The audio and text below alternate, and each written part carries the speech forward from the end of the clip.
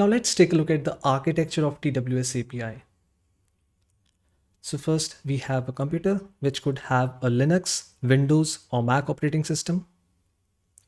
This computer has TWS or IB gateway application running on it. TWS or IB gateway application are connected to the IB server and communication happens between the two. Next, we have a custom application, which could be a simple Python application that uses IB API to connect with TWS. Now let's understand how the information flow takes place. So our custom application uses IB API to connect with TWS and sends any request for data or information.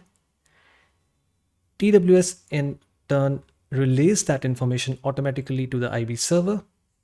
IB server fetches the data and sends it back to TWS. And finally, TWS returns the request data back to the custom application. It is important to note that our custom application doesn't communicate directly with the IB server. Any communication happens through TWS or IB gateway. Now there are two important classes in IB API that are responsible for handling any communication between our custom application and TWS or IB gateway. The first class is the eClient class. This class is responsible for connecting the custom application with TWS and also for sending any requests from the application to TWS.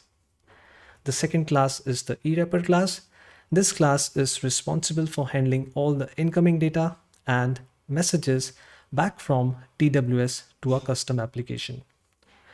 We will take a look at each of these classes in detail in a later video.